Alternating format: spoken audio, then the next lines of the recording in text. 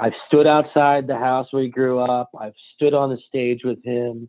I've listened to his music by myself. I've listened to his music with the people that I love the most in this world. And through it all, I feel like he's a part of me in ways that I will never, ever be able to explain.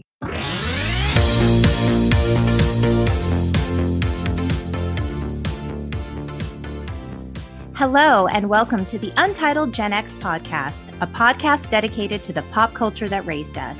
I'm Lori, a writer and pop culture lover who's stoked to welcome my friend, Serge Bielanko, to gush all over the heavy grace and poetry of Bruce Springsteen's 1984 triumph, Born in the U.S.A.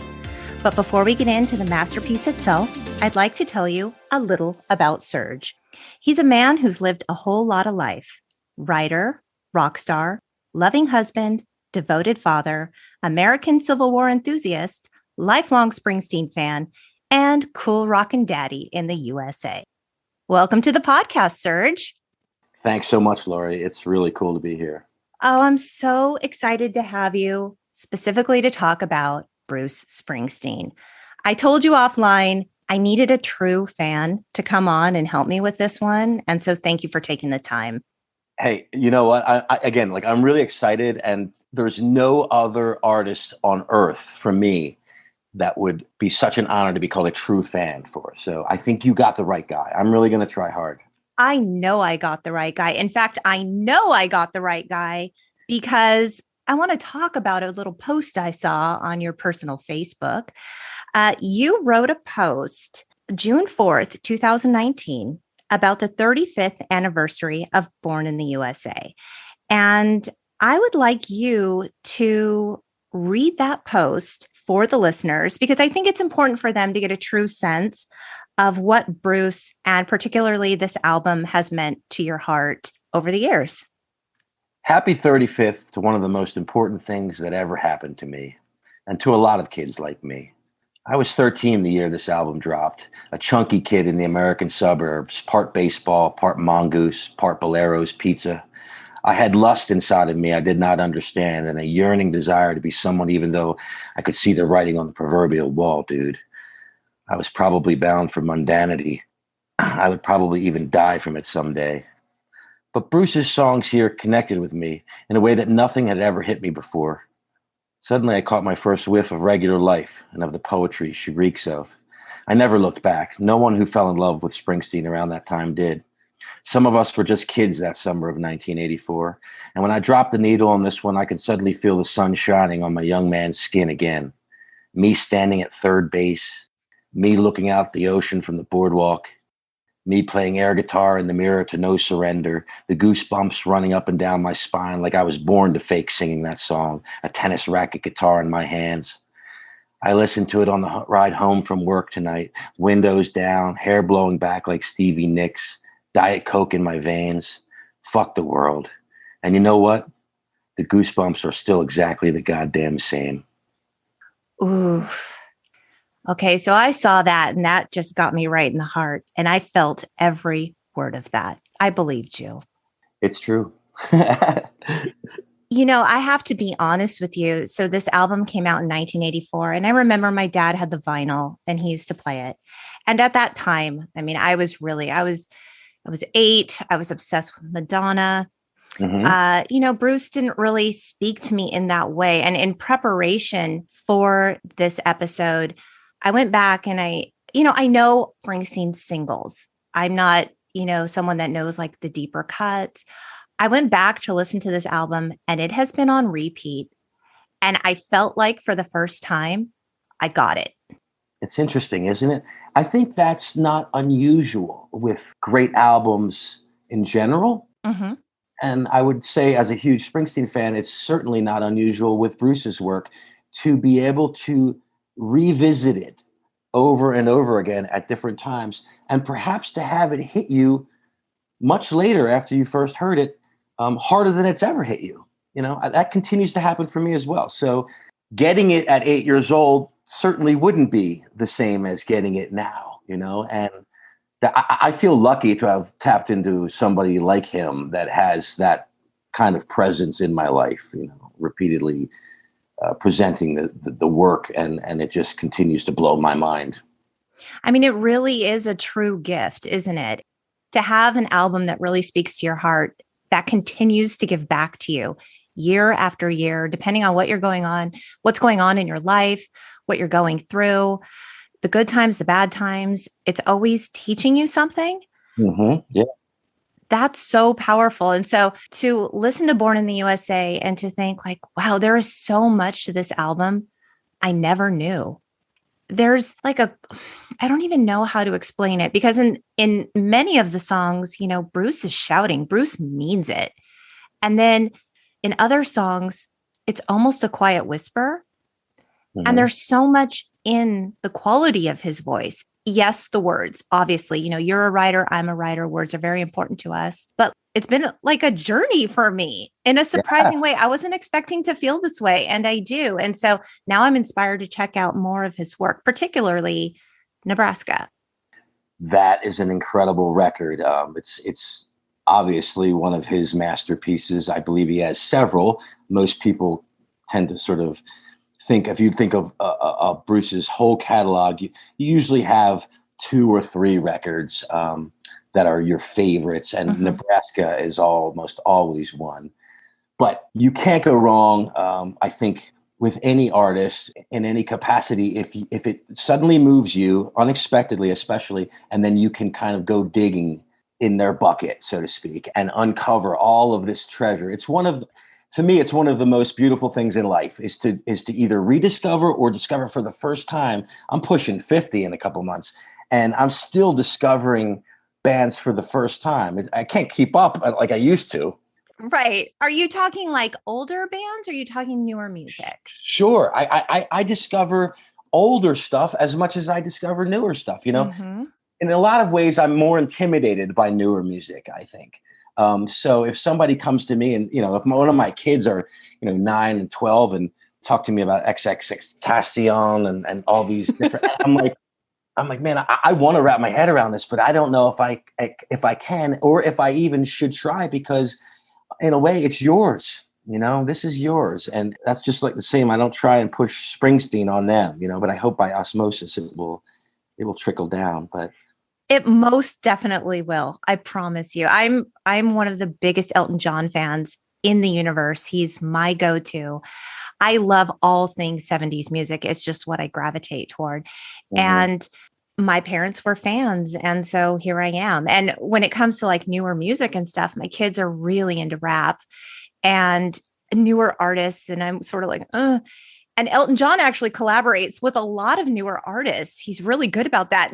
So in like a weird way, he's introducing me to new music. Yeah. Because it's like, I feel safe with Elton John. Like he's my safe space. Absolutely. And, I think that's a really good point. And I think even with Bruce Springsteen, at times in my life, I've read interviews with him and he'll mention something here or there that I hadn't known about, and right away, I'm really hungry then to hunt that down. That's one of the cool things, I think, again, if you can trust the artist that make the music that you really, really love, if you can trust them at that level to say, hey, lead me even beyond your own work. And I think that's a huge part of almost every musician's life is sort of digging beyond the records that they love to find where the inspiration came from. Yeah. And so when we talk about your relationship to Bruce Springsteen, this obviously started at a very young age for you, but Alan Carr once said you should never meet your heroes, but you did. Not only did you meet Bruce, you had the opportunity to perform with him. And just to give the listeners a little more background on you, Serge, you're in a band called Mara that was formed in the early 90s alongside your brother. And I actually encourage everyone to pause the pod, go to Spotify, check out Mara. Fantastic music. If you are a Bruce fan, you will most definitely be a Mara fan. In 2016, Rolling Stone did a profile on Mara titled How Mara Made the Best Americana Album You've Never Heard. And it goes on to say, Mara developed a relationship for sweat-soaked live shows akin to those of their mentor, Bruce Springsteen. who invited the siblings to perform with him on stage at Giant Stadium in 2003. Okay, that's got to feel surreal. Can you tell me a little about that experience? Sure. Yeah, it was definitely surreal, but also one of the greatest nights of my life. Quite frankly, and I played a lot of music across half my life, really, from the time I was 24. We toured a lot. I've met a lot of people in music. I've met a lot of cool people that no one's ever heard of before. Some of the greatest bands I've ever seen are bands that sort of fly under the radar. Mm-hmm. But Bruce Springsteen was the one exception, was the one person that, had been kind of the center of my cultural solar system since I was a kid, since I was like 12 years old. And so we did kind of get to meet him through different channels. And when we put our second record out, I think is around the time when it kind of amped up a little bit. And it sort of culminated at one point with him telling my brother and I to, he handed us these passes and he's like, these are good for, whenever. And I looked at my brother and I'm like, does he mean whenever, like at any show, like we could just show up? What does it mean? And it was, to two kids from suburban Philly who had grown up loving this guy. I mean, it was literally like, I still love Christmas time and Santa Claus, but it was like Santa was like, listen, man, here's the reins to the sleigh. And let's go. Let's go out together. That's a golden ticket, Serge. So few people in life get to have that experience. And when you're in it, when you're on stage and you're performing with Bruce Springsteen, are you thinking to yourself, oh my God, I'm on stage performing with Bruce Springsteen? Or are you like completely out of your head and your body and you're not even really there? I think it's a bit of both. I mean, you can't I could have easily gone completely out of my head. And then I probably wouldn't have remembered it like I do. I was really, really conscious of the fact that this is quite possibly never going to happen again. And I need to remember this. I need to really freeze this moment as best I can. Yes. But that said, you're up there and I'm not lying, Lori, I will sit by myself with a glass of wine in the evening and try and recall, exactly what it was like. And, like anything else, it begins to fade here and there. But the overall gist of it, I still do recount, impeccably. And yeah, it was, I don't know what Giant Stadium holds, 75, 80,000 people. It's a lot of people. And what struck me probably the most was that, I had played music at that point every night of my life in some small bar somewhere. Right. And we play really loud. Our band is a rock and roll band, and we just play loud rock and roll in a bar. And I stepped out on that stage and Bruce, kicked into the song and I was like, man, it sounds like I'm listening to this on my car stereo, halfway up. It's not even that loud at all up there. Wow. So you could really, if I had wanted to, I could have just started talking to him right there in the middle of the song. That's right. So that struck me as something that, and for whatever reason, I recall that forever. Now these days I'm partially deaf because of my, years in music. Yes. Yeah. And I mean, I feel like, the details of that experience, like you said, they begin to fade over time, but the feeling, the energy of that moment stays with you. And that's what really matters. Yeah, absolutely. Yeah. And so performing was just part of your experience with Bruce. He also played guitar and provided vocals on Marat's song Float Away from your 2002 album, Float Away with the Friday Night Gods. Mm-hmm. So were you actually in studio with him? Well, we weren't. And again, it's sort of a long story. We were recording that record in the country of Wales. Oh, okay. So we were back and forth with Bruce. We really wanted him to be on this particular song. And a funny story I could tell you is that we were sitting in the courtyard of this very famous studio where you can live called Rockfield in Wales.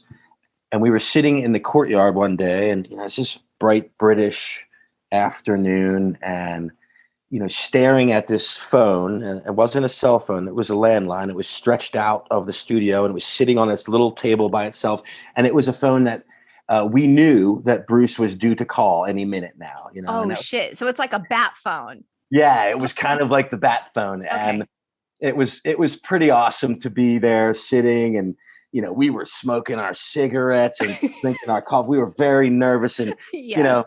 we knew him a bit at this point, but again, I had to freeze myself in that time and say, I'm probably never going to be staring at a phone that I know that Springsteen is about to call again. Oh, God. You're like, be cool. Just be cool.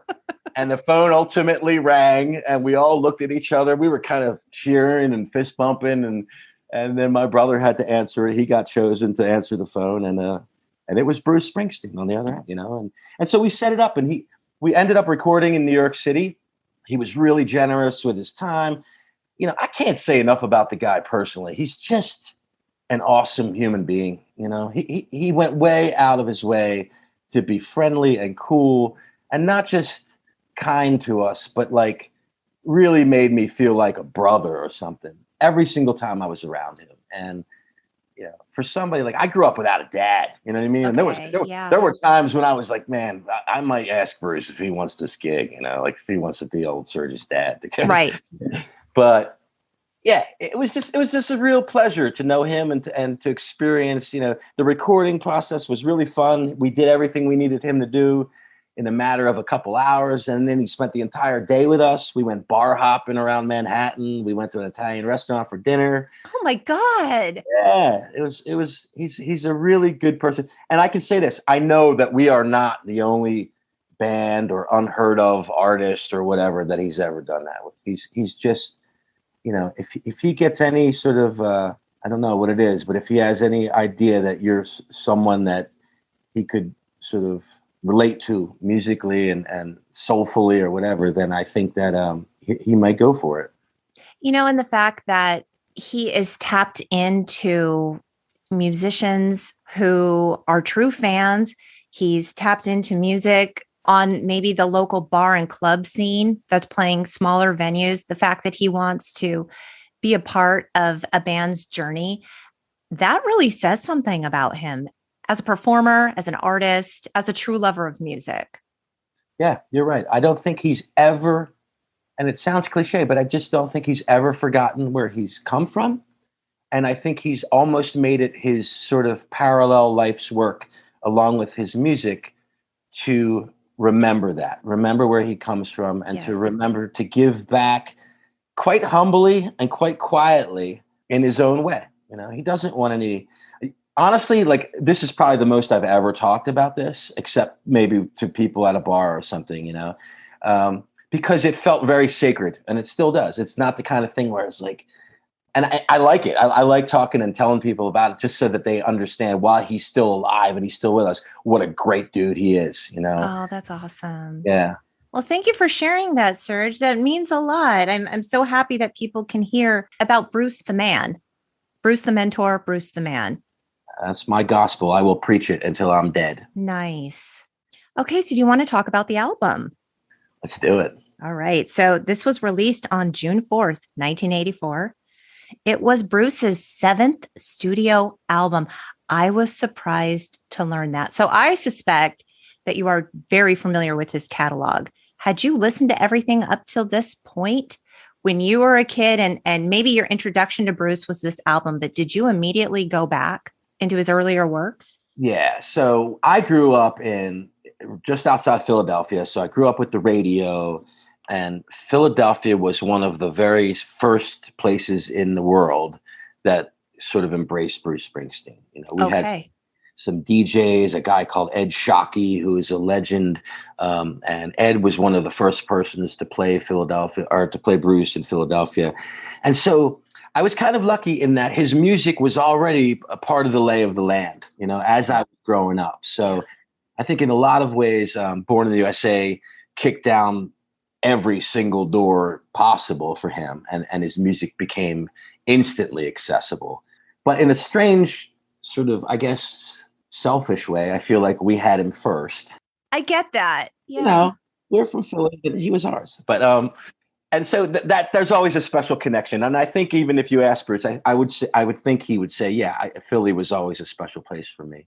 But looking to 1984, at that point, MTV was a couple years old. MTV had landed like, a massive UFO in the middle of my town, in the middle of anybody's town. And it just shot out its lasers and got us all, I was hooked. And so there was a lot of different kinds of music that we were suddenly exposed to. And it wasn't just sort of classic rock radio anymore. Obviously, the music in the mid 80s, well, you guys reveal a lot of it and talk a lot about it, but there was so much like synth stuff and dancey stuff. Oh, yeah. And so I felt suddenly like, wow, there's a lot to pick from. Now, looking back from now to there wasn't a lot to pick from, but it felt like there was. And so Born in the USA came out that June. I was 12 years old. I had just gotten out of 6th grade. Okay. And I it just blew my mind. Like all this stuff on MTV was awesome, but then along came this guy that I was vaguely familiar with just from the local radio. But this was the first time where, an entire work was presented to me and I had a couple of bucks for my paper route and I'm going to go buy this cassette. I've got Huey Lewis, I've got Prince, yes. But I'm going to go get this dude because I've already felt like maybe there was something there. Now, were you already playing music? Were you playing music from a young age, or was Bruce sort of the impetus to that, the inspiration to, hey, you know what? I really like his music. I want to maybe learn how to play a couple of his songs. And then you start writing your own music. Yeah.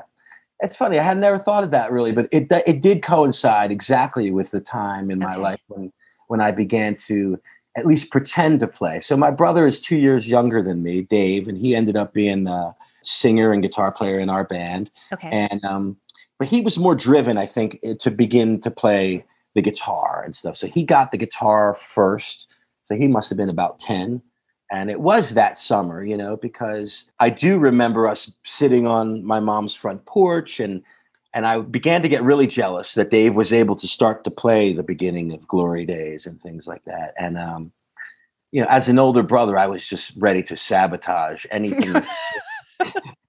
And then I realized, well, instead of doing that, maybe I could take this other route where I could, force him to show me all that he was learning. And fortunately, that's the direction that we went. Oh, that's fantastic. Okay, so British DJ Roger Scott called Born in the USA a defiantly rock and roll album. So what do you think about that? Yeah, I like that because, again, you have to remember in the 1980s, I don't really know that much that would have qualified as rock and roll, historically speaking. There were still bands like the Stones and Elton John and people like that. And the music they were making was still rock and roll. But you also had these other genres that were beginning to branch off and rise up and become more prominently visible, and audible all over the world. So with Bruce, the funny thing is, I think that at times with the Born in the USA record, he tried to embrace some of those elements with synthesizers and things that he had in his work before, but like a lot of records that came through the mill of the 80s, sometimes I wonder if some of these artists went to bed one night and then one of the producers just got out the synth and was like, and put it all over the record. And they woke up the next day and was like, it's too late. We shipped it off. It's done.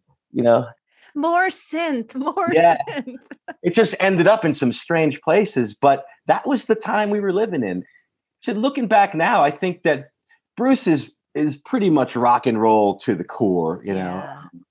I don't know how he would have shaken that even if he tried. At the same time, I think when you're sort of trying to put music on the radio in a big way at a time when it is, Culture Club and Flock of Seagulls. Yes. I think there was probably maybe an element of outside voice that said to him, you should consider this, but knowing what I know about Bruce, it was his decision in the end, Right. And he has all these incredible musicians. So I think that there's an element of even old fashioned protest music, especially to the title track, to My Hometown begins to sneak in there with things. There are themes that Bruce had touched upon to some degree, but I really do believe that, this was a record where everything that he had been orchestrating in his mind for a long time, this great American novel, so to speak, of his entire legacy. Born in the USA was the culmination of all of that. That is the perfect way to describe that. This album is the great American novel. The dreams, the disappointment, the desire, the desperation, it's all there.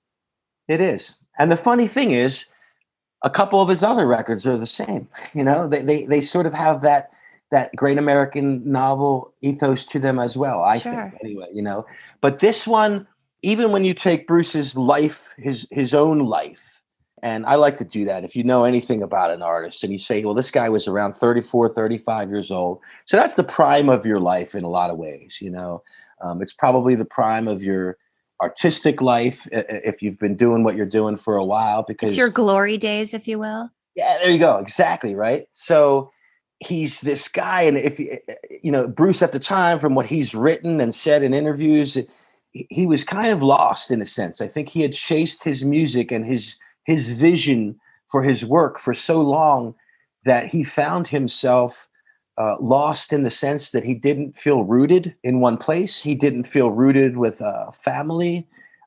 He didn't necessarily feel good about all that he had even accomplished, and that's hard for so many of us to imagine, I think. And I think it's probably easier for someone like a musician to imagine than a regular, person working a 9 to 5. I mean, that from your experience. Oh, yeah. Yeah. I mean, you travel so much. It's a different stage every night. You wake up, where am I? You're always traveling. What time zone am I in? What do I really have that's keeping my feet on the ground? I need to be able to grow, but I can't grow unless I'm planted. But then, the nature of my work takes me everywhere. These are some difficult themes and struggles for people, for artists particularly. Absolutely. Yeah. And so looking at Bruce, in 1984, say he's 35 years old. I think in the 80s, that was an age of American transition. There was a legacy of, isn't it time you settle down? Isn't it time you got married? Aren't you going to have some kids? That kind of thing. Even if you're the biggest rock star in the world. Right. Yeah. It's the midlife calling of it all, right? I think so, and maybe for some people, they push that off enough to where it subsides, but unconsciously it probably eats away at them. And you could even argue, and we're going out on a limb, but it probably has destroyed some really good people at that level because they just absolutely refused to embrace that idea. And from what I understand about Bruce, I think Born in the USA not only represented this incredible breakthrough for him culturally and musically, he became, a zillionaire, who knows, but at the same time, I think it also became this breakthrough for him psychologically, where he understood that I'm not happy, Right. He's spoken openly about how he was very depressed at the time. And that was the first time that he really, opened his eyes to that. And essentially was curled up on the floor from what I've heard and was begging for help, And he's been very open about his mental health journey and his path to healing and wellness and living a more centered life. And that, especially at that time, I mean, these were just things we didn't talk about, and particularly men didn't talk about. And so for Bruce to be the example, the ideal of masculinity, playing this, hard rock and roll music. And he was so successful to be open about his struggles. That helped a lot of people. Yeah. Yeah. And I think, hearing him talk about that now, and I've experienced a lot of anxiety and depression in my own life. And there have been times when I can't even explain how important it has been for me to be able to sort of say, well, my absolute favorite musician of all time is on, 60 Minutes talking about that. Yep. I mean, that's a really, really important thing for me to be able to plug into, and a lot of people to hear it. So you're right. That's an incredible point is, I think at the time in the Born in the USA era, he wasn't as outspoken about it because it was new to him. Sure. But if you listen to certain lines of the record, particularly and I'm on fire and there's some stuff in there, Downbound Train. There's some lyrics in there that are very telltale, that it would indicate a guy who, is confused and is quite possibly hurting. Right. Debbie Miller in 1984, she did a review of the album for Rolling Stone. And I really liked what she had to say. She said, his characters are born with their broken hearts. And the only thing that keeps them going is imagining that, as another line in another song goes, there's something happening somewhere.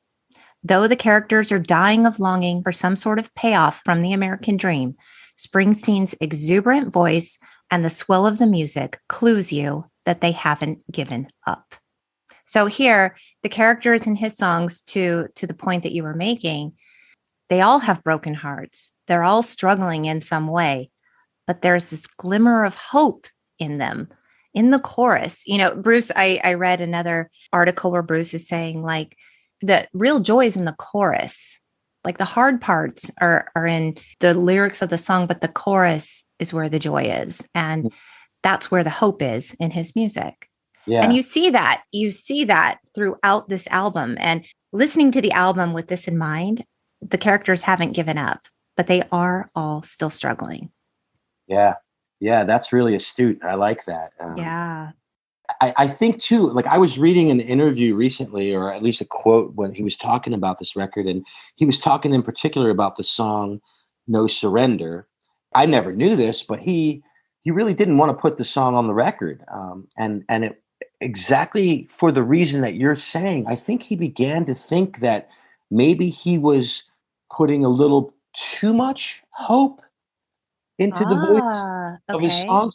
And he very specifically said, these characters, these people in my songs are hopeful. And I'm paraphrasing now, obviously, but they are hopeful, but they're also really banged up from life, and right. and their daily lives are very difficult.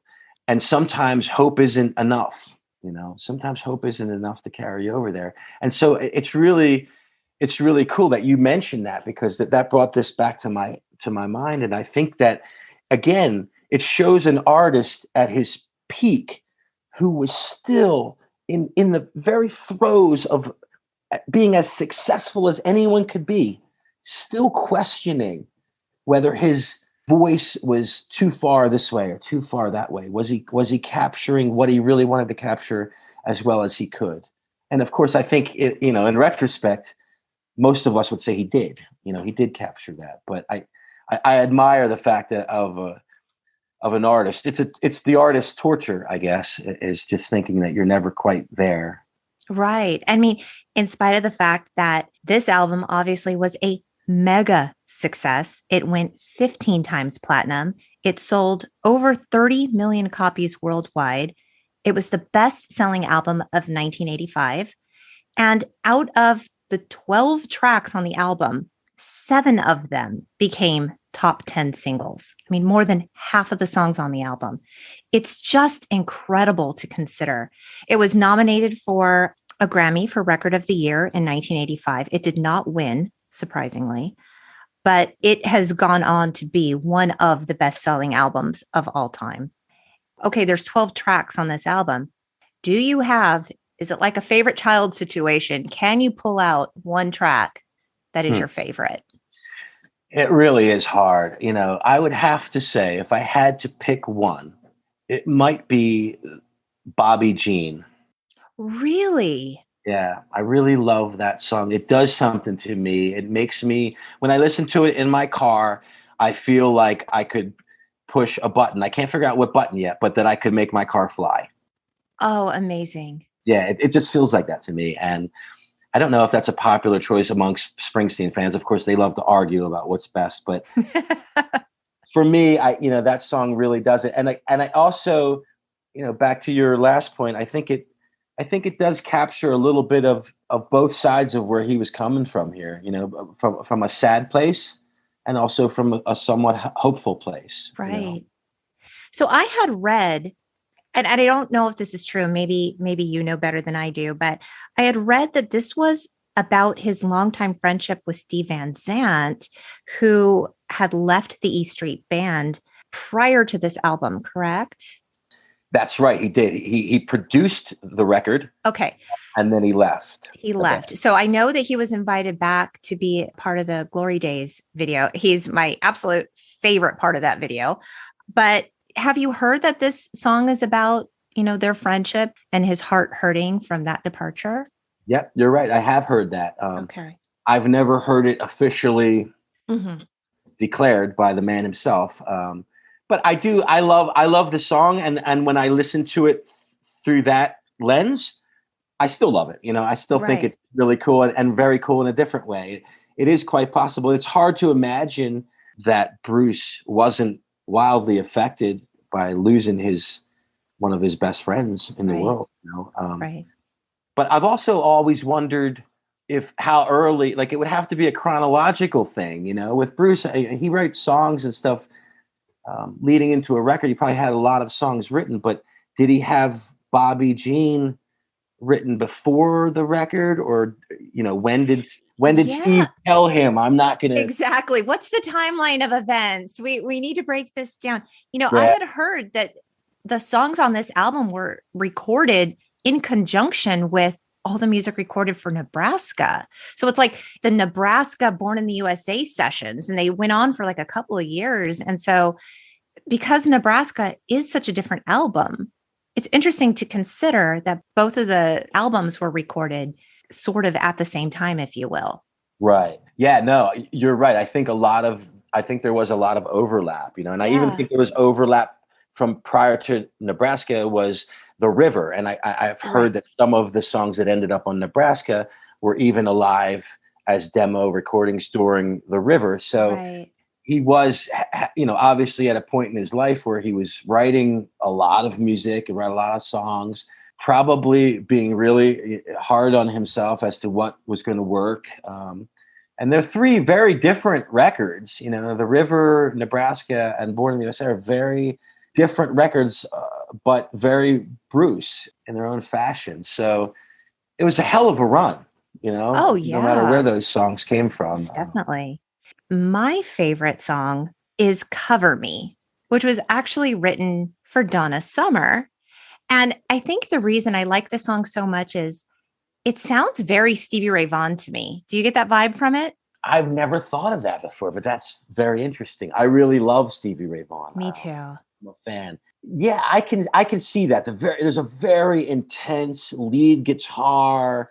It's like a comet through the whole song that you of just hanging off of, which is, that's a really interesting insight. I've never thought of that before, but I like it. Yeah. Well, I had two thoughts when I was listening to the song. One was, wow, this reminds me of Stevie Ray Vaughan. The second one is, and these two bands are not at all similar, The Killers. This sounded very much like something The Killers would do. Yeah, no. Bruce actually collaborated with The Killers kind of recently. So I was like, oh, okay. Well, yeah, there you go. I mean, influences abound. So Yep. Yeah. I mean, I have a lot of favorite songs on this album. We're not going to talk about in too much detail, but My Hometown, which was actually the 7th single, that one just gets me right in my heart. What are your thoughts on that one? Oh, it's an unbelievable song. Oh, it's fantastic. So like about 2 weeks ago, there was this exhibit in the Historical Society Museum in Monmouth County in Freehold, where Bruce was born. Yes. And it was called Springsteen, His Hometown. And they had like the little Tascam or TIAC, I forget what it is, 4-track recorder that he made Nebraska on. And all these different, like there was a giant scrapbook that Bruce's mom made throughout his career. It's like this big, looks like a Roman Catholic Bible. It's so huge. It's unbelievable. So my wife and I went to Freehold, and it was really the first time that either of us had ever spent any time there. So we came out of the exhibit, which was wonderful. And then we just started, it was hot as hell that day, but we just started to walk around and drive to different places and see all of the homes where he lived as a kid. I was going to ask you, because the picture on the single sleeve for My Hometown, for the single, has him standing outside the backyard of his old home at 39.5 Institute Street. I was going to ask you, Yeah. Have you been there? I've been there. Yeah, it's really cool. And you wouldn't know, there's really not much in the way of like historical markers or anything, which I think is how Bruce wants it right now. Okay. These are just regular streets where people are continuing to live their lives. The only difference is that I think they get a lot of strangers walking Sure. around Sure. checking stuff Did you out. encounter other people doing the same thing? Well, we didn't encounter anyone doing that day, and Okay. it was very, very hot. I will say that. So, Yeah.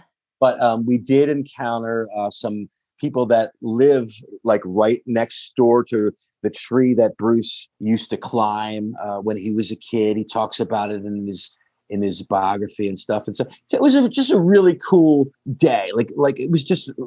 My wife is a huge Bruce fan as well, Oh, and so awesome. yeah, it was really a way for us to just like, I don't know, we didn't even have to talk half of the time. It was just like, can you believe that we're standing here? I know that's really nerdy.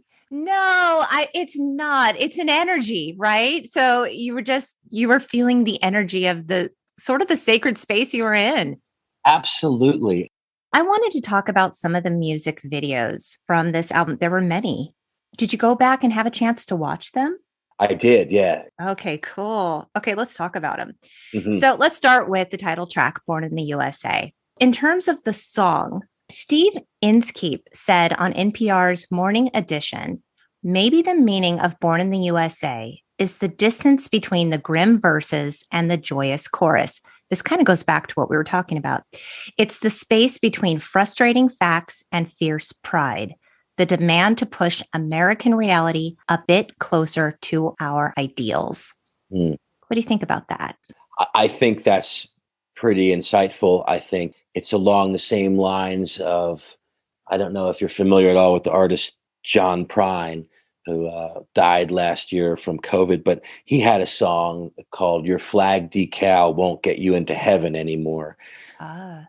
And I always think that, and I don't know if Bruce knew that song, but I bet he did. Mm-hmm. And I always thought of Born in the USA in a way, like just the words Born in the USA. It sounds like such a commercial, truck. Doesn't it? It sounds like an F-150 or a Ram. Yeah, it sure does.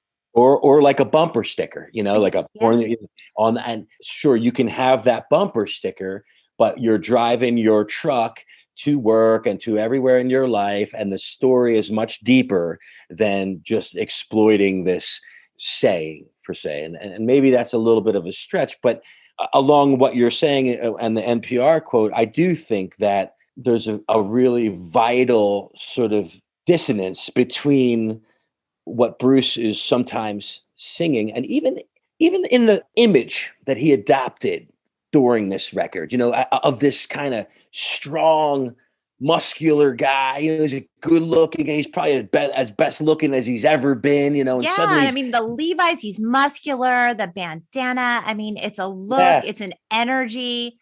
it really is. And yet, even this physical pinupness of Yes. of Bruce Springsteen in 1984 is a result of something much darker.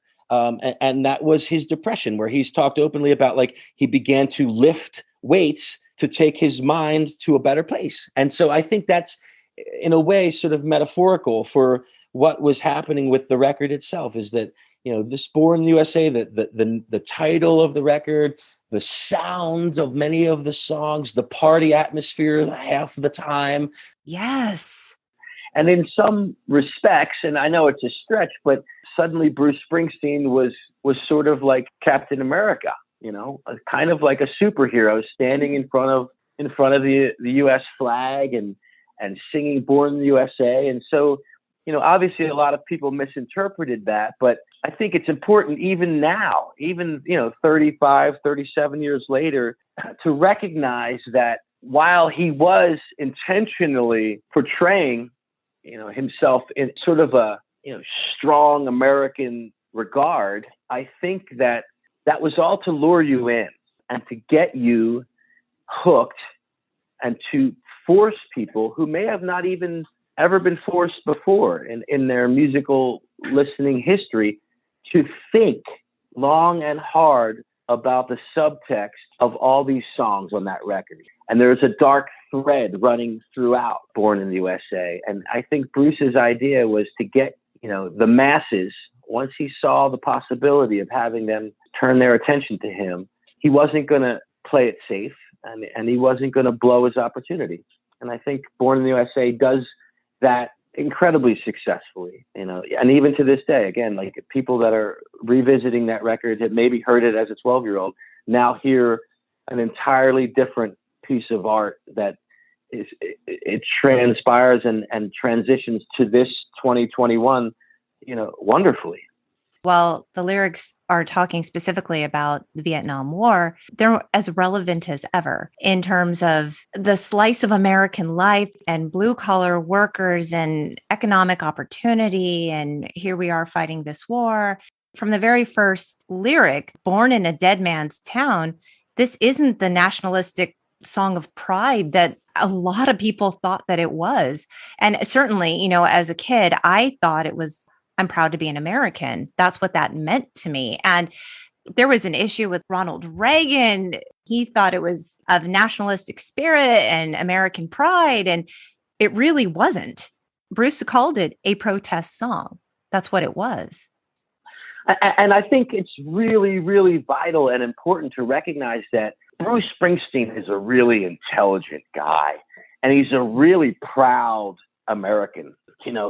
Bruce Springsteen recognizes, as do most intelligent artists or writers, whatever, that in order to be really proud of your country, you also have to question it at times. And you also have to put it under, the spotlight and look and dissect it and talk about that, what you find with other people. And that's the only way, obviously, to move forward and progress as a nation. And unfortunately, I think that there are lots of people that don't understand that way of thinking and that are immediately drawn to, again, the bumper sticker aspect of, say, a Born in the USA bumper sticker. And yeah, the ability to misinterpret something so drastically may have never been repeated since in the cultural canon. That was, it's still to this day, there are people that come out on stage, politicians or whatnot, trying to use Born in the USA. I think these days Springsteen will quickly shut them down. But the point being that they still, right, after all of the tumult and chaos that has come along with the misinterpretation, they still misinterpret it. Yeah. And, in watching the video on YouTube, so this has been viewed over 59 million times. I always like to look at the YouTube comments to see what people are saying about it. And it was very interesting because someone said, when I was little watching this video, I used to wonder why he was mad singing this. 37 years later, now I know. And someone else said, Bruce was singing hard as hell. He meant this shit. And that was really what struck me. Bruce looks, like you said, like Captain America in this video. He's so handsome. He looks so rugged, but he is screaming. I mean, there's fire and passion and anger and frustration in his voice. And it does sort of run counter to the imagery that you're seeing when you look at the cover art. It's the title of the album. He's standing. I mean, you see his backside against the American flag, and you think this is an image of pride, and then that last shot, that sort of beauty shot at the end when he turns around and looks over his shoulder, like it's a sexy shot. And so you can kind of see why, if you're not listening to the lyrics and all you're really catching on to is the chorus, it's going to be misinterpreted. Yeah, I suppose that's true. And to that point, this was a video that wasn't just on YouTube, and some people are watching it now. And then this was a video that was on MTV, in constant rotation. 4 times an hour. Exactly. So that summer and all through that fall and into that winter, that tour rolled on, that record was in the charts, and Bruce was on the cover of all of the magazines. Right. That video, even as the other videos were rolled out, I don't know what order they came in, but the point is that video still got play. And so by the end of, a year later, June of 1985, Lord knows how many millions had seen that video millions of times. Mm-hmm. And so many probably had just had it stamped into their brain and hadn't watched it so closely. I mean, toward the end of the video, he's showing people that appear to be like an unemployment line. Yes. Probably my favorite image is he shows like a 57 Chevy or something, and it's got a for sale sign on the front window. It's a beautiful, almost flawless looking car, but someone's getting rid of it. You know, someone is handing it away. And it's metaphorical in that the good old days are for sale. They're gone. Right. Yeah. And, in the video, we cut to Bruce performing on stage and then these slices of real American life. There's factory workers and oil refineries. And, we see a picture of the Castiles, Bruce's former band from 1964 to 1968. That was kind of cool to see. But, teens on motorcycles and a young couple getting ready for the prom. And it's sort of the American ideal of what it is to, fulfill the American dream, this happy-go-lucky American spirit cut against these people standing in the unemployment line, these images of war. And these are two sides of the same coin, but they're so completely opposite. They're so foiled to each other. How do we reconcile the space in between these two things? And that's what he's calling into question. There's a lot more under the surface here that we need to examine. Exactly, Lori. That's exactly right. I think that Bruce was really saying, if you really are someone who loves your country, then you're going to take a good hard look at it beyond just putting a bumper sticker on your car. Exactly. It's like the NPR quote says, the space between frustrating facts and fierce pride. Yeah. It's especially remarkable to consider, again, nothing against the content of MTV, at this period of time, but there wasn't that much that was pushing the political envelope in their rotation, even if it wasn't completely overt. Oh, 100%. And so I think what Bruce did there, again, you have to tip your hat to him, a 35-year-old guy, understanding that he has this record label fully behind him, willing to pour all of their money into the campaign for his next record. And he's going out on a limb and he's saying some pretty provocative stuff about really taking a good hard look in the mirror as American people. And for those that missed it, they missed it, but those of us that got it eventually and even decades later, it resonates. And I think that's just incredibly powerful.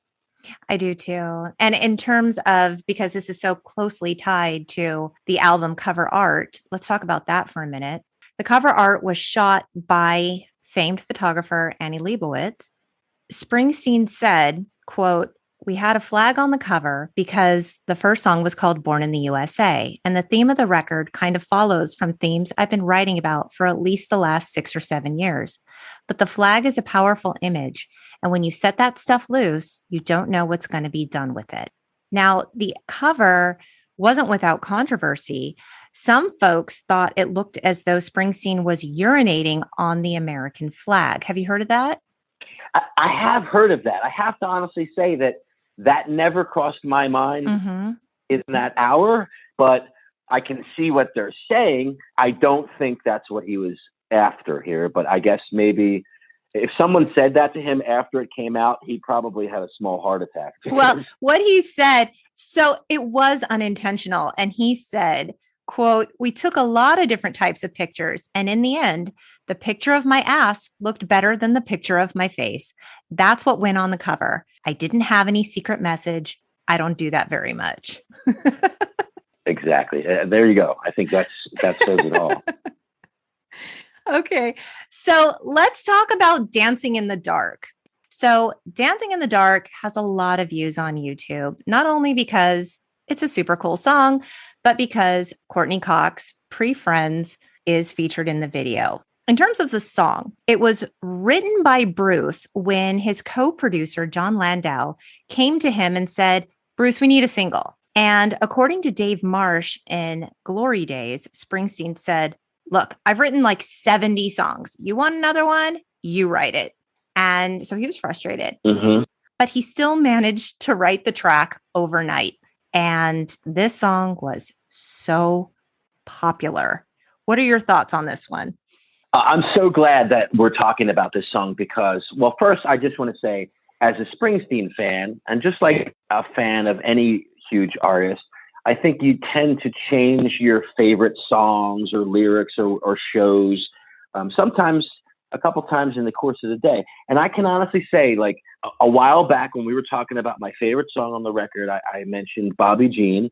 And back then, an hour ago, it was my favorite song. But now that you've mentioned Dancing in the Dark, I think it's my favorite song on the record. Really? Okay, because I thought it was going to be one of those songs that Springsteen fans are like, oh, like that's the poppy, popular, like glossy song of the album. I can't like that because, it's not really maybe true to Bruce. Like he wrote it under protest, like here's your single. I really thought you were going to be like, eh. Yeah, no, I'm not. I really, really love that song. And I think it's a masterpiece. Dancing in the Dark, to me, lyrically, first and foremost, is really reminiscent of what Bruce was writing back in sort of like the Darkness on the Edge of Town era in 78. And it kind of encapsulates this guy who's really uncomfortable in his own skin, who's up in the middle of the night and is not sure what he's supposed to be doing in life. He wants to change his clothes, his hair, his face. Even at a young age, those lyrics really resonated with me. I wasn't like a super popular kid. When I was in 7th grade, I was kind of chunky and, girls didn't really like me. I was almost invisible. And Dancing in the Dark was maybe the first song that I heard off of this record that I could relate to just directly right off the bat. Even though I'm sure that if Bruce, if I told him that, he was like, it's not really about a 12-year-old fat kid. But, You're like, but it was. But it was. To me in that moment, it was. Did you see the 2019 film Blinded by the Light? I have not seen that. No, I've been wanting to. Serge. Yeah. Okay, so I love this movie. I saw it in the theater, and this is the song. This is his first introduction to Bruce Springsteen. He pops that tape into his Walkman, and everything changes for him. It ignites his passion for Bruce Springsteen and ultimately changes his life. And the way it's filmed, it's done just beautifully. But yes, those lyrics, want to change my clothes, my hair, my face, and the idea that something is happening somewhere. Yeah. It's out there. Like, can I be part of it? Am I good enough? Yeah. And it's those questions and that desperation against this awesome tempo and upbeat music that you're just like, yes, I can. I find this song completely uplifting and it makes me feel triumphant in its questioning. Yeah, I'm with you 100%, Laurie. I have, and again, maybe there are Springsteen fans that don't like it, but that comes with the territory. I think oftentimes anything that's slightly different or is a huge radio hit or whatever, you're going to have people dragging on it. But I've never looked at it like that. I always looked at it as really pushing, the artistic envelope for Bruce. It was different than anything he had ever done. It was obviously very timely at that time in the 80s. And it's just a great, great song that he's been doing it in his Broadway show. And it translates incredible to an acoustic version. It's haunting and it's just beautiful in an entirely different way. Oh, I'll have to look that up. You're talking about Springsteen on Broadway? Yeah. Okay. So he was doing it there. Yeah, it's really worth seeing. Yep. Okay. I love this song. And I love the video. I can't help it. Bruce looks like a snack in this video. He is so handsome. He's dancing. He doesn't have a guitar in front of him. He's just holding the mic. He looks great. And, this video was directed by Brian De Palma. Brian De Palma directed Scarface, The Untouchables, Mission Impossible, Carrie. I mean, he's no schlub. So yeah, it's just fantastic. And then, of course, he brings a then unknown Courtney Cox on stage to dance with them. It's a really fun video. Yeah, it really is. And the whole Courtney Cox thing at the end is such a bizarre twist, like who would have ever dreamed, you know? It's just so weird and yet so right. It's such an American collision that you would never have expected. Right. It's like here she is, you know, on this beloved, iconic television show, you know, that America just cannot get enough of all these years later with the boss, you know? Yeah, it's really cool. And a little bit of trivia. Apparently, this dance, the Courtney Cox, Bruce Springsteen dance, is actually the inspiration behind Carlton's infamous dance on The Fresh Prince of Bel-Air. Is that right? That's what I read. I mean, you know, the internet is never wrong, so it must be true if I read it online. Right. I'll tell you, on this note for this song, there's a really, really magic video. And I don't know where it ever came from, but it appeared, and I think you can see it on YouTube now. And it's Bruce basically warming up and figuring out his moves for Dancing in the Dark for the video. He's in a small room. It looks like it could be like in New York City, like a vacant apartment or something.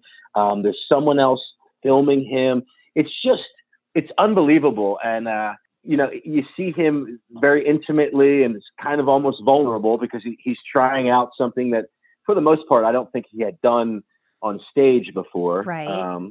You know, let alone in an MTV video that will be seen, you know, by zillions. So, yeah, if you Google like Dancing in the Dark, Bruce dancing, you know, the video comes in. It's just a home movie, and it's awesome. Oh, that's fantastic. I'm going to go ahead and I'm going to Google that, and I'm going to try to share that link in the show notes for folks to check out.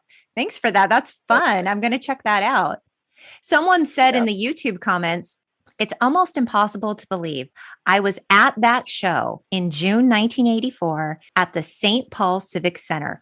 Bruce played that song 3 times in a row to get all the footage he needed. He was so apologetic, and we didn't care. Like saying, like, we didn't care that he played it 3 times in a row. It was so great.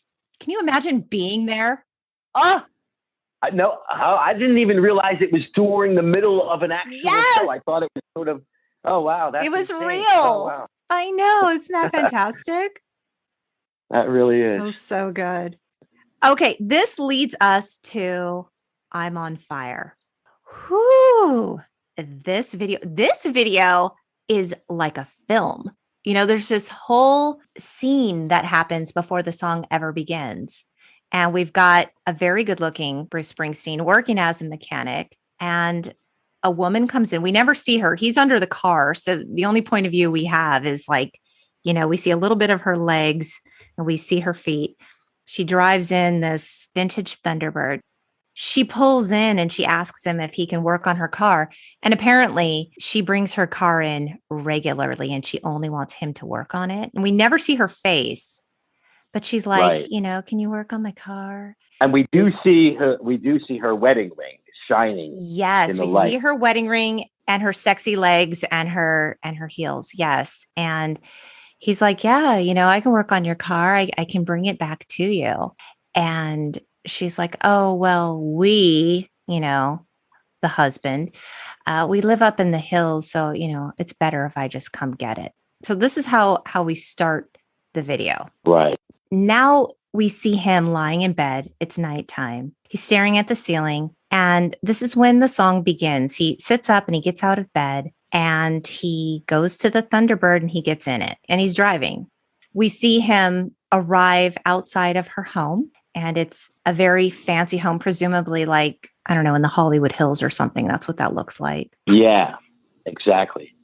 So the lights are on. He gets out of the car and he goes to ring the doorbell, but he stops himself. And he decides instead he's going to put the keys in the mailbox, and then he proceeds to walk home. And she lives really far away. We already have learned this. Right. What are your thoughts on this? Well, so many thoughts on this. Yeah, I just watched it with my wife for this podcast, and it had been a while since I'd seen it. So I really didn't even remember what was going to happen.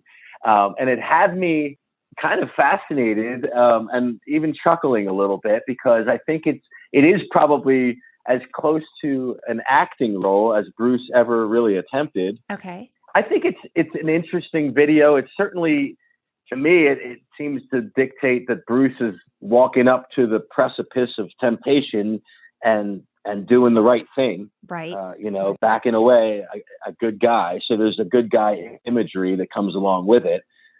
But then I said to my wife, I said, well, if he had actually rang the bell, there's a really good chance he would have got shot, because what are you doing here, right? She's married, and, I don't know. But so in reality, the whole thing seems a little bit funny to me. What do you think? It's clear that there's sexual tension between these two people. We never get to see her face. We get to see his face when he's interacting with her. And of course, he looks absolutely smitten. But the fact that she's bringing her car week after week, right? There ain't nothing wrong with that car, Serge. That car is working just fine. We get the sense of a sexual tension between them. And it's a song really of desire. He's practically whispering this song. It's very, very different than a Born in the USA, where he's just screaming, right? So it's a whisper. Right. It's a short song. And I found myself wanting more. I wanted more of the story. I wanted more of the song. And I saw in the YouTube comments that someone said, this song is about wanting something you can't have. The song is short and you want more of it, but you can't have it, which is why you love it. The song is not too short. It's just right. If it were any longer, it would kill your desire. Sometimes wanting something is better than having it. If we had it, we'd just fuck it up anyway. You know you would. There are things in this world that are better off without us. Oh, that's incredible. I love that. Was that a comment on YouTube? Yes. I was like, ooh, a thoughtful comment. I bet Bruce wrote that comment. I hope that's true. No, it's true, because it's so good. I actually played it 2 more times just because I didn't feel satiated by the song. I was like, it's too short. Yeah. It's so beautiful. I want to hear it again.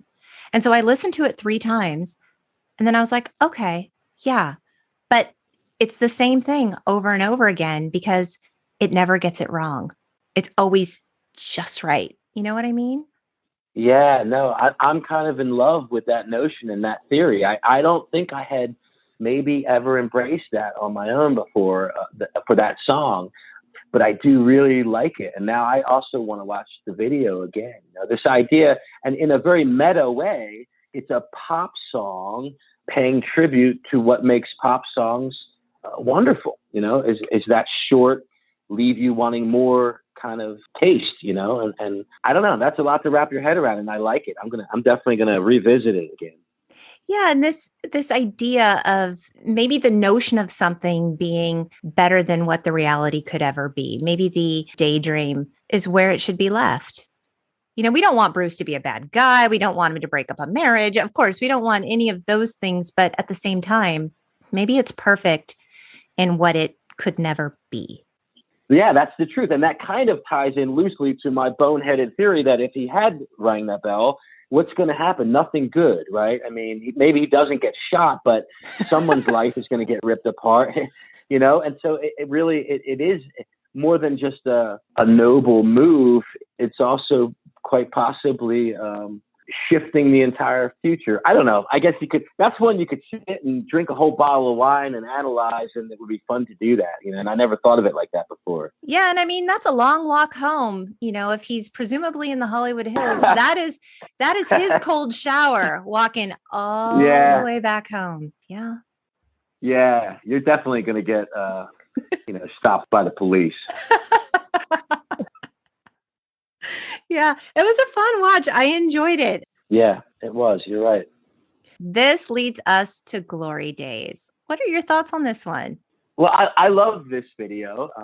Again, it's sort of very E Street Band, which I think sometimes is lost in the whole presentation of the Born in the USA era, with the exception of the tour, when you would see the band live, like I'm on Fire, like we're just talking about, is just Bruce. You wouldn't even know he has a band. So this is a reverse of all of that. And it's definitely, in a sense, an homage to all these incredible musicians that he has played with for years. It's a bar band song. It's a bar band video. Yes. There's a little bit of loose narrative around it with the baseball thing, which is cool. But, I think it works. It doesn't blow me away, but it definitely works. I really enjoyed it. I mean, it felt really personal.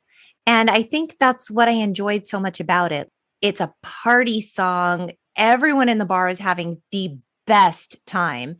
And there's this other side to him that's, he's a dad and playing baseball with his kid. And, it's shot around the local area there. And I just love sort of the hometown feel of it. That's like, you get this glossy magazine, Bruce, in some of these videos. But then you also get this real sort of like, I'm a regular guy who likes to enjoy, the American pastime. It's just all so American and wholesome, and it's family, and it's friends, and it's celebration, and it's nostalgia, and it's the glory days, thinking about the good old times. And what do those glory days mean as a dad too? I mean, you have one son in baseball or a couple of your kids in baseball? Yeah, me personally, I have, I have both of my sons, and I also have a young stepson who's just turned 7, who's in baseball. Yeah. So we've got almost a whole team. That's so cool. So my son's in travel baseball also. And so I don't know, it's just that father-son connection of baseball, and particularly if you've grown up around baseball fields, and then just that, that other side of your life, just having a good time with your friends in a bar. I really enjoyed this video. And interestingly, this video actually has his first wife in it at the end and his second wife in it throughout. Yeah, that's true. And you're right, and kind of reading between the lines, which I think, again, is for maybe the more advanced Bruce Springsteen fan who's interested in these things.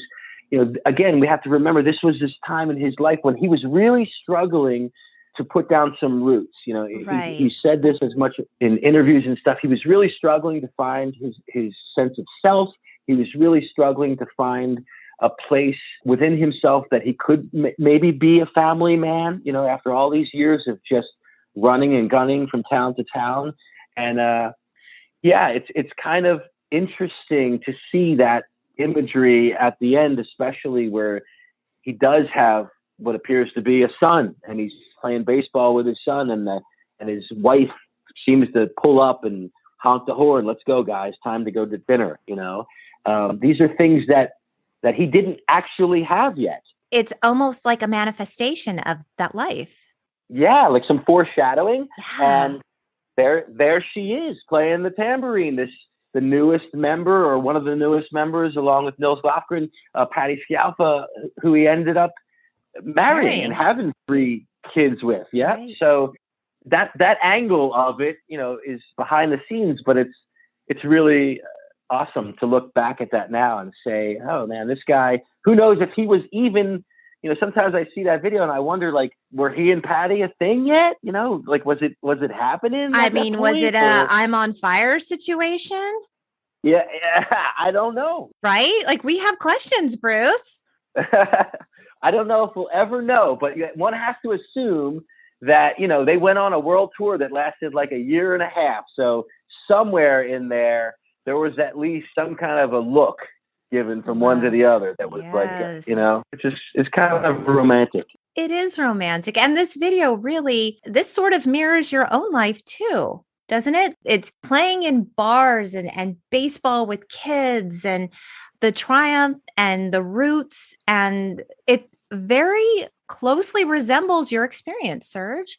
Yeah, I think it resembles a lot of people's, but mine maybe in particular. I'll tell you this, it's funny that you say that, because the bar where the video was filmed is in Hoboken, New Jersey. It's called Maxwell's. Yes. It's a bar I've played with my band probably 10 times through the years. Oh, seriously? Oh, yeah, many times, and for the filming of the video, I think they maybe even made their own little stage. That room is legendary. It's gone now. Sadly, Maxwell's is gone now, I think. And I could be wrong about that, but I'm pretty sure it is gone. And it was a legendary, New York City area club where everybody from the Replacements to, Superchunk, just a ton of awesome bands played there through the years. Oh, that's so interesting. And too, I mean, I touched on this earlier. Steve Van Zandt I mean, we know Bruce is the star of this video, but really, he is so magnetic in this video. He is a one-man party. Yeah, which again, like that's a good point, because I often wonder this too. Like, was this filmed like after the record was made, after he said, "I'm going"? Because Nils Lofgren is on the stage as well. He's the new guitar player. Okay. So they're all there. This is like a goodbye to Steve Van Zandt, right? So I think I don't know. I'm literally pulling this out of my ass. So, I mean, feel free, audience, to tell me I'm completely wrong. But I think because the song is Glory Days, he's thinking about the greatest time maybe in his life as a musician with his band. And I had read that he had invited Steve Van Zandt to come and be part of the video. So sort of maybe as an homage to their time together. And Steve Van Zandt is having the actual best time. You know, I know him primarily as Silvio from The Sopranos. So this is a very different side to him than I'm used to seeing. He's just so damn happy to be there. And it's infectious. The song is infectious. Yeah, it is. Okay, so you had mentioned Springsteen on Broadway, and that returned to the theater in June and ran through September. And Bruce has mentioned possibly touring again in 2022. So fingers crossed to that. And I wanted to ask you, so he's got a podcast called Renegades Born in the USA, which is a series of conversations between President Barack Obama and Bruce Springsteen. They talk about their lives, music, America. Have you listened? Oh, absolutely. Yeah. No, I listen, with my wife together. We've heard every episode on different road trips, and it was even better than I could have possibly imagined. It's just really worth listening to. I don't know. Both of those guys are titans and giants in the cultural canon, in the world view, but it was really intriguing and kind of genuine, I think, to hear them speak with one another. They obviously like one another, and so there's a rapport there. It was famously spoofed on Saturday Night Live, the whole conversations between the two of those guys, because it's funny. But I honestly think it's worth listening to, just to hear two really intelligent, good storytellers, shooting the shit. Oh, sounds fun. And there's also a book that's going to be coming out. It's available for pre-sale. It's coming out on October 26, 2021. So all you diehard Springsteen and Obama fans, you can go and you can order that now. So there you go. So I want to tell our listeners about what you're doing because it's so cool. So you write a weekly newsletter about your life and times. It's called Thunder Pie, and it's published every Friday morning. And I'll put a link in the show notes to it, but you guys can find it at sergebielanko.substack.com. Why don't you tell me a little bit about what you're doing there? Okay, sure. Yeah, thanks for asking. It's just been something that I really love to do is to write. I find it to be, again, kind of sounds cliche, but I find it to be really therapeutic. And since turning my attention from the band, last winter, I found myself in another dark spot. I have a wonderful family and incredible wife and awesome kids and stepkids. And yet I've just experienced a lot of, depression and anxiety in my life. And writing has been one of those things that kind of helps to pull me through. And I realized after I heard about this whole newsletter phenomenon that's been kind of happening the last few years. And I don't like the word newsletter. It just kind of sounds like, hey guys, dear everyone, we went to, the amusement park last week, and here's a picture of the kids in their baseball uniform. It's not like that. No, it's not like that. No, it's not. Not yet anyway. Maybe ultimately that's what it ends up being. But I write an essay. Once a week. It keeps me writing. I've been fortunate enough to have, a collection of people that like my writing and that have followed me through the years, whether it's with the band or with other blogs or websites I was writing for. And it just means a lot to me to be able to have that opportunity. So yeah, I get to do it now once a week. I put out like 4, maybe 5 essays a month. There is a pay part of it. Some people subscribe and they get more, obviously, but then there's also a free subscription. So if you subscribe for free, I welcome you, and you'll get at least one free essay from me. I don't send more emails than that. I don't fill your email box or anything like that. So it has meant the world to me. And I like being able to do stuff where I'm independent, and I can do it on my own, by my own rules. So with the exception of, having the platform Substack, which has thus far been really awesome. It just feels like it's as much a project that's me as I could possibly hope for, on the eve of turning 50. Yeah. And you had said that you write because writing helps you feel alive. That's it. Yeah, that's it. That's very much the truth. And I know that sounds so lame in certain lights, but I find writing to be the most revelatory source for me to understand myself, if that makes any sense at all. Like yes.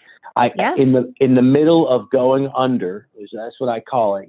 If I dive into this place that I can get to, luckily so far I haven't had trouble doing that, but when I sit down and I begin to write, I often don't even know what I'm going to write about that day, and right. I just dive in and I lose myself in there, and it's awesome. I don't know, I've had nothing else like it, and it makes me feel alive, and that's why I do it. I probably do it more for me than anyone, but I'm really grateful that other people seem somewhat interested. Serge, that really does come across in your writing, because I've written alongside of you for a few years. And I don't know if you know this, but there was a time I was actually your editor. I don't think I ever told you that. I don't know that I did know that. Yeah. So I am familiar with your writing, and it's a stream of consciousness that does not only belong to you. You're male, I'm female. We're from different parts of the country. You're a little bit older than me. Yes, we have things in common, but we also have a lot of things not in common. And yet I can tell you, every single time without fail, every time I read something from you, number one, I know in my bones that it's authentic. I feel it. Number two, I believe you. And number three, I feel like I'm there. And that's really a tremendous gift. And I think this is what the people who come to your writing can come to expect with consistency. I think that it's a place where people feel safe to maybe be a little more vulnerable in their own thoughts and in their own processing of emotion. And I find your writing to be really revolutionary in that way, because I don't get that from a lot of people, but I consistently get it from you. And so for you guys listening, I really do urge you to check out Serge's writing. You can also find more of his writing on his blog on sergebielanko.com. And I know you guys are going to connect to Serge, because everyone who does comes back for more, including me. So thank you for what you're giving to the world, because it's an incredible contribution. Wow. Thank you, Lori. That I can't even begin to tell you how much that means to me. It really, really means a lot. And it's all true. It really is all true, Serge. I mean it with my heart. Thank you so very much. That you almost made me cry there. Oh my God. No. Yeah. But I mean, you are an incredible giver of your art. And so, you were a musician for all of these years, and you're a writer who's been writing. Gosh, when did you start? You're like a very early blogger. You probably even wrote in journals long before you started writing online, correct? Yeah, and that I wrote for the band had a website. Yeah, so that's where I really started, and I would just begin to sort of recount things that were happening to us out on the road on the band's website. And I really enjoyed it. I really liked doing that. So yeah, going back probably, 15 to 20 years is when I first got any kind of taste of that kind of writing. I had written songs prior to that, and that's a whole different animal, but right. I think this is my thing now is writing sort of this kind of prose stuff. That's wonderful. And really, it really is a legacy to leave behind for your children. And it's a beautiful gift. So I really do urge you guys, check it out. I'll put all of Serge's links in the show notes. And why don't you, Serge, tell our listeners where they can find you on social media? Sure. Yeah. Well, you can find me under my name on Facebook. I'm on Instagram as Bielanko. And that's about it for me on social media. I did try Twitter, but I just, it's a dumpster fire. Yeah. Yeah, it's cool. I know it's a place to be, but I just couldn't find a reason for me to be there. Yeah, I hear you. So to wrap this up, Serge, I found another article from an interview you did with Country Stuff in 2019. And you said, I've never strayed from Bruce Springsteen, and I never will, man. He has been the one constant throughout my life, and he has never fucking let me down. There you go. Amen. I mean, I stand by that. I really feel that way, and I always will. I've stood outside the house where he grew up. I've stood on the stage with him. I've listened to his music by myself. I've listened to his music with the people that I love the most in this world. And through it all, I feel like he's a part of me in ways that I will never, ever be able to explain. And I don't need to explain. It's just, that's how it is. That's just how it is. Thank you for what you're doing. Thank you for being a guest on the pod. I'm so grateful that you came here to talk about the legend that is Bruce Springsteen. Thank you so much, Lori. It was a great pleasure of mine. I really had fun. Thank you so much. Oh, thank you. And to you, Gen Xers, thank you so much for listening. I'd like to remind you to rate and subscribe so you never miss an episode. And you know what, you guys, be sure to tell your friends. You can find us on the web at theuntitledgenxpodcast.com. We're also on Facebook and Instagram at The Untitled Gen X Podcast. We hope you keep in touch, beautiful people. Bye.